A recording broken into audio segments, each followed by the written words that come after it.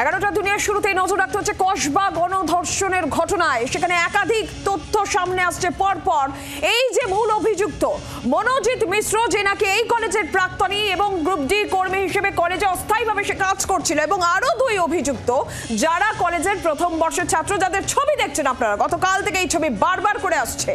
এই সেই তিনজন অভিযুক্ত, একের পর এক তথ্য সামনে আসছে। এই যে গণধর্ষণের ঘটনা, সেই সময় এই তিনজন ছাড়া আর কারা হাজির ছিল সেই তালিকা তৈরি করছে পুলিশ। আরো কেউ কি এই ঘটনা সম্পর্কে জানতো সেই সময়? কলেজের গার্ড, কারণ প্রথমে ইউনিয়ন রুম এবং এরপরে নিয়ে আসা হয় গার্ড রুম, এবং সেখানে গণধর্ষণ করা হয় বলে অভিযোগ। গার্ড তিনি কেন কাউকে কিছু জানালেন না? এই যে মনোজিৎ কলেজের প্রাক্তনী, তার এত প্রভাব, গ্রুপ ডি কর্মী, অস্থায়ী কর্মী, তার এত প্রভাব কলেজে কি করে হয়? এই যে সাহায্য করেছে যারা, এই যে প্রমিত মুখোপাধ্যায়, কেন সে মনোজিৎকে সাহায্য করেছিল? কি কারণ ছিল তার সাহায্যের পিছনে যে এমন একটা নক্কারজনক ঘটনায় মনোজিৎকে সাহায্য করতে রাজি হলো প্রমিত? এরকম একাধিক প্রশ্ন সামনে আসছে। আমরা গোটা বিষয় নিয়ে আরো আপডেট আপনাদের দেব। কোন দিকে তদন্ত প্রক্রিয়া এগোচ্ছে সমস্তটা জানাবো আপনাদের। আমাদের চার প্রতিনিধি এই মুহূর্তে আমাদের সঙ্গে রয়েছেন। বিক্রম দাস সরাসরি রয়েছেন আমাদের সঙ্গে, পিয়ালি মিত্র সরাসরি রয়েছেন আমাদের সঙ্গে রয়েছেন আমাদের প্রতিনিধি অয়ন ঘোষাল এবং মৌমিতা চক্রবর্তী। আমি প্রথমেই বিক্রমের কাছে আসছি। বিক্রম, যে বিষয়টা বারবার করেই সামনে আসছে যে কসবায় এই যে কলেজের ভেতরে গণধর্ষণের ঘটনা ঘটলো, এই যে মূল অভিযুক্ত মনোজিৎ সহ আরো দুজন ছাড়া আরো কেউ কি কলেজে ছিল সেই সময়? তারা কি বিষয়ে অবগত ছিল? তারা কি জানতো? এরকম একাধিক প্রশ্ন। একটু আপডেট নেব বিক্রম, কি বলছে পুলিশ?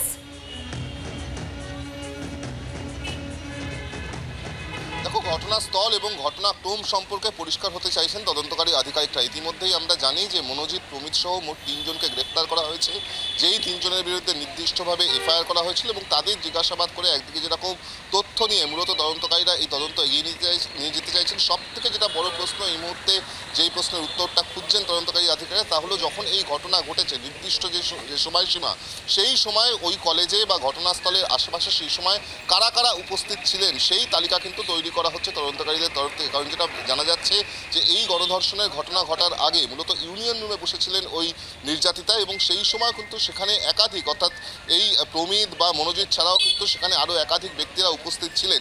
তারা কারা, তাদেরকে চিহ্নিত করার কাজ করা হচ্ছে। ইতিমধ্যেই যিনি এই সিকিউরিটি গার্ড, যেই গার্ড রুমের মধ্যে কার্যত এই ধর্ষণের ঘটনা বা অপরাধ সংগঠিত হয়েছে বলে অভিযোগ, সেই গার্ডকেও জিজ্ঞাসাবাদ করা হয়েছে।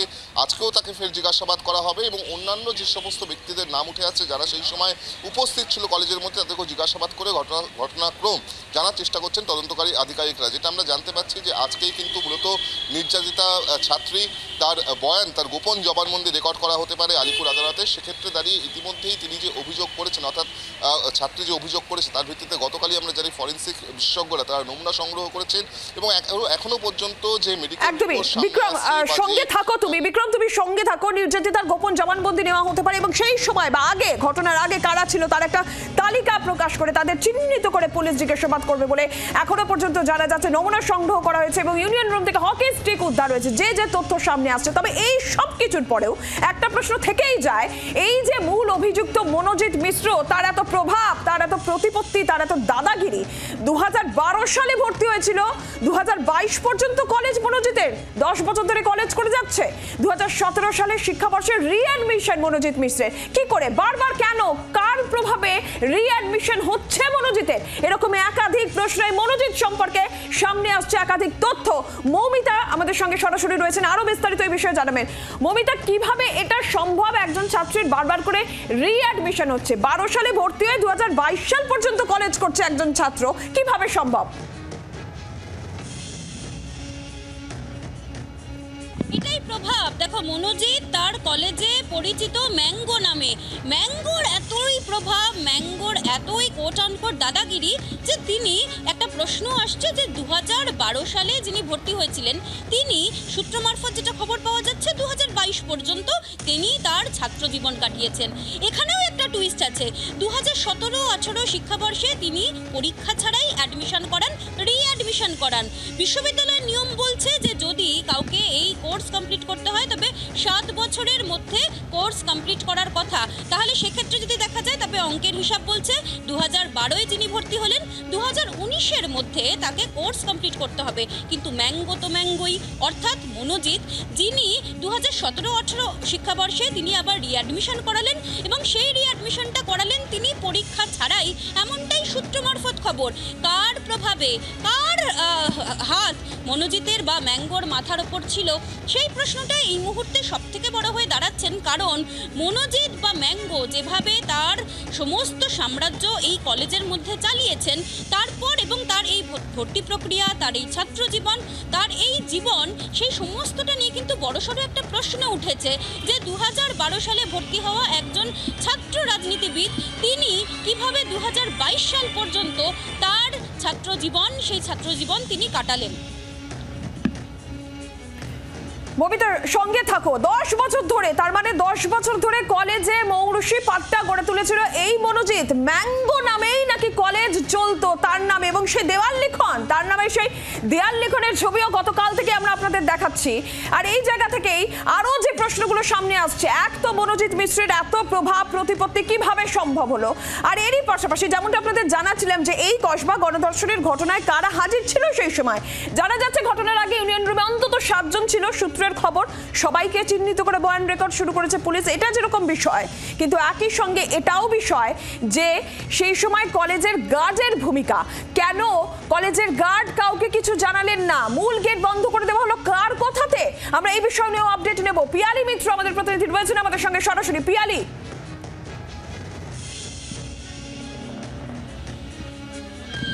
একেবারেই দেখো, ওই ছাত্রীর বয়ান অনুযায়ী সন্ধ্যে 7:30 থেকে রাত্রির 8:50-এর মধ্যে যাবতীয় এই ঘটনা ঘটে। ঠিক তার আগে পর্যন্ত ইউনিয়ন রুমে 7 জন উপস্থিত ছিল তার সঙ্গে। এই 7 জনের তালিকা ইতিমধ্যেই তদন্তকারী অফিসাররা পেয়েছেন। তার মধ্যে একজন হচ্ছে বর্তমান এই যে অঘোষিত ইউনিট রয়েছে, সেই অঘোষিত ইউনিটের যিনি বর্তমান জেনারেল সেক্রেটারি, সেই বর্তমান জেনারেল সেক্রেটারি তিনি সন্ধ্যে 6:30 নাগাদ তিনি তার কিছু কাজ আছে বলে তিনি চলে গেলেন এবং তিনি কিছুক্ষণ পরে ফিরে আসবেন বলে তিনি গেলেন। এই যে বাকিরা 7 জন উপস্থিত ছিল তারা অনেকেই চলে গেলেন, এই ছাত্রীকে রেখে দেওয়া হলো, সেটা তদন্তকারী অফিসাররা মনে করছেন একেবারে পূর্ব পরিকল্পনার একটি অঙ্গ। সেই কারণেই যারা যারা এই ঘটনার আগে উপস্থিত ছিল তাদের প্রত্যেকের তালিকা ইতিমধ্যেই তৈরি করে জিজ্ঞাসাবাদ হচ্ছে। তার মধ্যে জেনারেল সেক্রেটারি জিএস বর্তমানে যিনি যে মহিলা, তাকেও জিজ্ঞাসাবাদ করা হবে। অর্থাৎ তিনি যেই চলে গেলেন 6:30 সময়, বলে গেলেন তার কাজ রয়েছে, তা তিনি কি নিজের ইচ্ছায় গেলেন, নাকি যেহেতু এটা পরিকল্পনার অঙ্গ ছিল সেই কারণেই মনোজিৎ এবং তার সাকরেতরা তাকে সেখান থেকে সরিয়ে দিলেন, বাকিদেরকে সরিয়ে দিলেন, যাতে এই ছাত্রীর ওপর এই নির্যাতন চালানো যায়। দ্বিতীয় যার বিষয় নিয়ে তদন্তকারী অফিসাররা নজরে রেখেছেন তিনি হচ্ছেন এই ঘটনার সময় যে গার্ড উপস্থিত ছিলেন, সেই গার্ডকে আজকে আবার তলব করা হয়েছে। তুমি জানো যে এই গোটা ঘটনায় যে বয়ান সামনে এসছে তার থেকে জানা যাচ্ছে যে কলেজের যে মূল ফটক সেটাকে বন্ধ করে দেওয়া হয়েছিল। ছাত্রী ইউনিয়ন রুমে যখন তার উপর টর্চার করা হয়, সেখান থেকে কোনোভাবে তিনি যখন বেরিয়ে যাওয়ার চেষ্টা করছিলেন, দেখেন গেট বন্ধ। এই যে গেট বন্ধ, সেই গেট সিকিউরিটি গার্ড কার নির্দেশে বন্ধ করেছিলেন, তার উপরে কি চাপ সৃষ্টি করা হয়েছিল? দ্বিতীয়, গার্ড রুমের মধ্যে ধর্ষণ করা হয়। গার্ড রুমের মধ্যে যখন ধর্ষণ করা হয় সেই সময় বাকি 2 জন উপস্থিত ছিল, তারা তাকে নিয়ে যায় এবং গার্ডকে বাইরে বসিয়ে রাখা হয়। একজন কলেজের সিকিউরিটি গার্ড, তিনি কলেজের ছাত্রছাত্রী তাদের প্রত্যেকের নিরাপত্তার সঙ্গে যুক্ত। যেটা অভিযোগ করছে যে মনোজিতের দাদাগিরি চলে, তাকে সকলেই ভয় পায়, সেই কারণে তাকে বার করে দেওয়া হয়েছিল। কিন্তু যিনি গার্ড, তার সামনে এরকম একটি অনৈতিক কাজ চলছে, তিনি কি কলেজ কর্তৃপক্ষ কাউকে জানিয়েছিলেন? ঘটনার পর কর্তৃপক্ষ জানাচ্ছে 48 ঘন্টা পরে তারা জানতে পেরেছিলেন। গার্ড কেন কাউকে কিছু জানায়নি এবং কেন কার নির্দেশে গার্ড এই গেট বন্ধ করে দিয়েছিল? এই সমস্ত প্রশ্নগুলো কিন্তু সামনে আসছে। সেই কারণেই একদিকে গার্ডকে যেরকম জিজ্ঞাসাবাদ করা হচ্ছে, তার পাশাপাশি যে 7 জন, অর্থাৎ ঘটনার আগে ইউনিয়ন রুমে যে 7 জন উপস্থিত ছিল তার মধ্যে এই অঘোষিত ইউনিটের যে জেনারেল সেক্রেটারি, তিনি কেন চলে গেলেন জরুরি কাজ আছে বলে এবং কিছুক্ষণের মধ্যে ফিরে আসবে। ফলে গোটা ঘটনায় একটা পূর্ব পরিকল্পনার ছাপ পাওয়া যাচ্ছে। গার্ডের ভূমিকা, তিনি কার নির্দেশে গার্ড রুম থেকে গার্ড রুমে ঢোকার আগে তিনি গেট বন্ধ করে দিলেন, তিনি কাউকে কেন কিছু জানালেন না, এই গোটা বিষয়টা একটা অনৈতিক কাজ হচ্ছে জানার পরও এই সমস্ত বিষয়গুলো তদন্তকারী অফিসাররা কিন্তু জানার চেষ্টা করবেন। একদমই। পিয়ালি, তুমি আমাদের সঙ্গে থাকো। গার্ডের ভূমিকা, কেন তিনি কিছু জানালেন না, এবং বর্তমানে যিনি জিএস রয়েছেন, কাজ আছে কিছুক্ষণের মধ্যে ফিরবেন বলে তিনি বেরিয়ে গেলেন। গেলেন, আদৌ কি তার কোনো কাজ ছিল নাকি তিনি এই বিষয় সম্পর্কে জানতেন, তাকে বেরিয়ে যেতে বলা হয়েছিল, এই জিএস এর ভূমিকাও কিন্তু প্রশ্নের মুখে রয়েছে। আর এর মধ্যেই আরো একটা বিষয়, এই যে মনোজিৎ মিশ্র যার এত প্রভাবের কথা শোনা যাচ্ছে, 2012 সালে ভর্তি হয়ে 22 সালে তিনি কলেজ পাশ করছেন, 10 বছরের তার ছাত্র জীবন থাকছে, কিভাবে কেউ জানে না। একাধিক কীর্তি তার সামনে আসছে। কালীঘাটে তার বাড়ি, 2022 সালে সাউথ ক্যালকাটা ল কলেজ থেকে সে পাশ করলো এবং সক্রিয় পদে না থাকলেও তার এত ব্যাপক প্রভাব, কিডন্যাপ থেকে মারধর, একাধিক অভিযোগ তার বিরুদ্ধে আগেও ছিল, কিন্তু কেন গুচ্ছ অভিযোগ যখন তার বিরুদ্ধে রয়েছে কেন পদক্ষেপ করা হলো না, কেন তাকে অস্থায়ী কর্মী হিসেবে তাকে নিয়োগ করা হলো?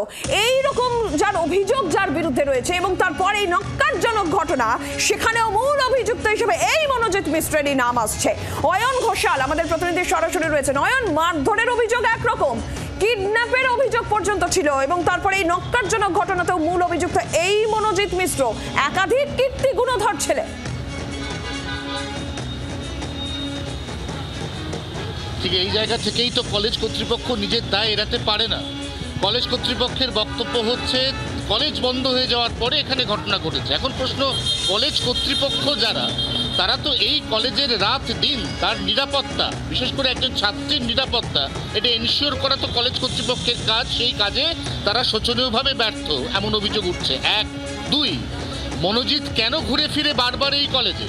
কখনো ছাত্র হিসেবে এক্সটেনশন পাওয়া, কখনো পরীক্ষা না দিয়ে রিঅ্যাডমিশন পাওয়া, তার থেকেও যেটা গুরুত্বপূর্ণ, একাধিক অপরাধ, সেই অপরাধের অভিযুক্ত মনোজিৎ এই কলেজের বুকে সে একের পর এক এরকম কুকীর্তি করে গেছে। তাহলে আবার কেন তাকে এই কলেজেই কর্মী হিসেবে নিয়োগ? কারা পরিচালন সমিতিতে তার নাম রেকমেন্ড করলো? সেই রেকমেন্ডেশন কেন অ্যাপ্রুভ করা হলো? এই সমস্ত প্রশ্নের দায় কলেজ কর্তৃপক্ষ এড়াতে পারেন না।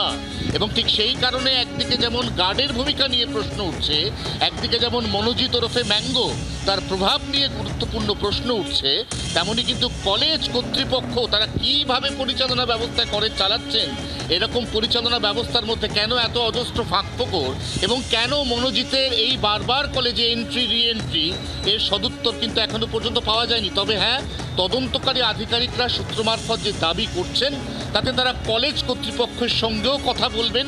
কলেজের সেই পরিচালন সমিতি যার রেকমেন্ডেশনে মনোজিৎ যে এই কলেজে একাধিক এরকম কাণ্ড ঘটিয়ে গেছে এবং তারপরে এই কলেজের গণ্ডির বাইরে তার নিজের পাড়া, নিজের এলাকা, সেখানেও সে একাধিক এরকম কাণ্ড ঘটিয়েছে, কেন এরকম কোট আনকোট একজন দাগিকে এই কলেজে আবার কর্মী হিসেবে নিয়োগ করা হলো, এই প্রশ্ন কিন্তু বারবার উঠছে। তাহলে প্রভাব কোথায়, কতটা প্রভাব, কার দ্বারা এই প্রভাবটা পরিচালিত, যার জেনে মনোজিৎকে কিছুতেই এই কলেজ থেকে আলাদা করা যাচ্ছে না, এটাই এই মুহূর্তে সব থেকে বড় প্রশ্ন। একদমই অয়ন, তুমি আমাদের সঙ্গে থাকো। অভিযোগ গুচ্ছ অভিযোগ, তারপরে সেই কলেজের অস্থায়ী কর্মী, কেন কোনো পদক্ষেপ নয়, কার আশীর্বাদে কলেজের সর্বেসর্বা এই মনোজিৎ মিশ্র, এই প্রশ্ন উঠছে।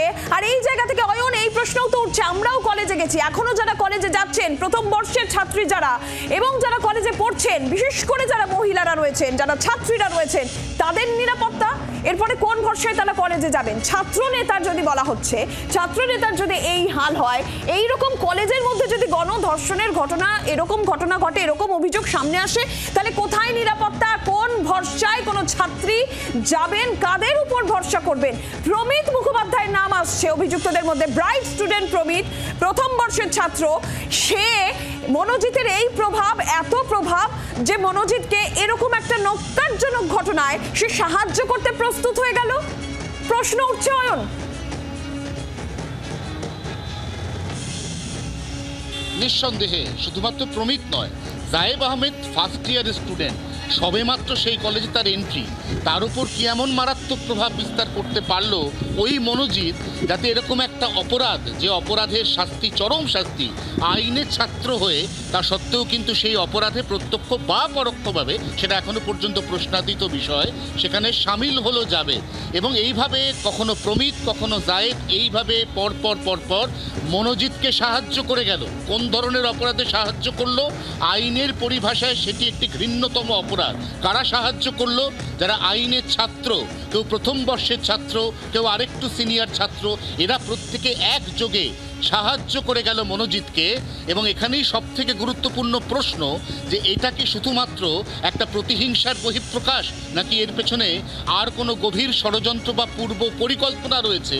কারণ এই কলেজ, সেখানকার সিকিউরিটি গার্ড থেকে শুরু করে কর্তৃপক্ষ, এবং সেখানে মনোজিতের বারবার প্রথম ছাত্রাবস্থায় এন্ট্রি রি এন্ট্রি, এবং তারপর সেই দাগি মনোজিৎকে এই কলেজের মধ্যেই চাকরি দেওয়া, এই যাবতীয় বিষয়টার মধ্যে কোথাও না কোথাও একদিকে প্রভাব তো রয়েছে, তার পাশাপাশি কিন্তু আরও একগুচ্ছ প্রশ্ন উঠে আসছে যেগুলোর উত্তর খোঁজার চেষ্টা করছেন তদন্তকারী আধিকারিকরা। নীলাঞ্জনা। একদমই। অয়ন, পিয়ালি, বিক্রম, মৌমিতা, প্রত্যেককেই ধন্যবাদ দেব। এবং প্রশ্ন একাধিক রয়েছে সেখানে কিভাবে বারবার করে মনোজিৎ মিশ্রের রিঅ্যাডমিশন থেকে শুরু করে 2012 সালে ভর্তি হওয়ার পর 2022 সাল, 10 বছরের তার ছাত্র জীবন কি করে হলো, বারবার সে এক্সটেনশন কিভাবে পেল, তার কিভাবে এত প্রভাব কলেজে এখনো পর্যন্ত রয়েছে, যেখানে সক্রিয় কোনো পদে সে নেই, অস্থায়ী কর্মী হিসেবে সে কাজ করছে। এরকমই একাধিক প্রশ্ন কিন্তু থাকছে, যার উত্তর খোঁজার চেষ্টা করছেন তদন্তকারীরা। বাংলার আওয়াজ, বাঙালির আবেগ, জি 24 ঘন্টা।